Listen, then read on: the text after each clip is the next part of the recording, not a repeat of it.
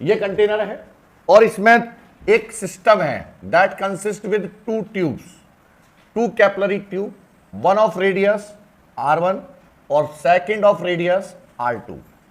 एक ये है और एक ये है, ठीक है। ये दोनों आपस में क्या है, हमारी कनेक्टेड हैं इस तरीके से, ठीक।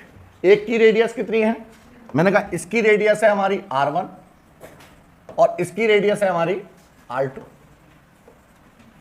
और this system is to be placed in a liquid of density rho, ठीक है।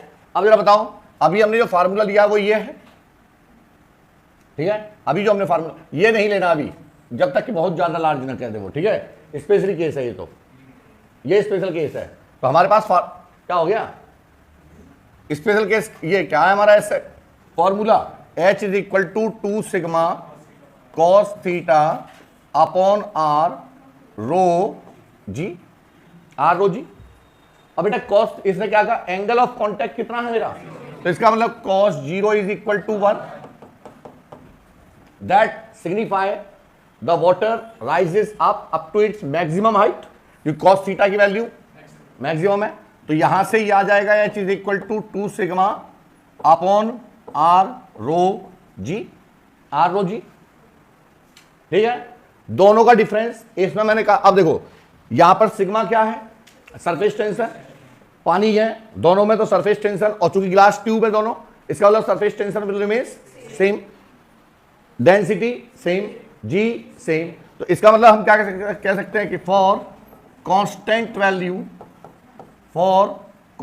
Value of sigma rho g, H is inversely proportional to R, inversely proportional to, तो जिसकी रेडियस बोरिंग, जिसका बोर कम होगा उसमें हाइट ज्यादा होगी।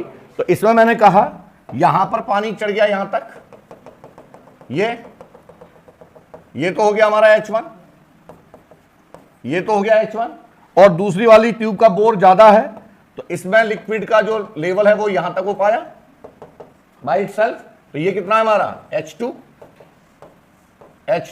और दोनों में डिफरेंस कितना हो गया, डेल्टा H बराबर है H1 माइनस H2। तो यहां से क्या आ जाएगा, delta H is equal to H1 minus H2 is equal to से 2 sigma upon R rho g तो बाहर, और bracket 1 upon R1 minus 1 upon, बस प्रूव, ये क्वेश्चन कर लेना, put the value get the result.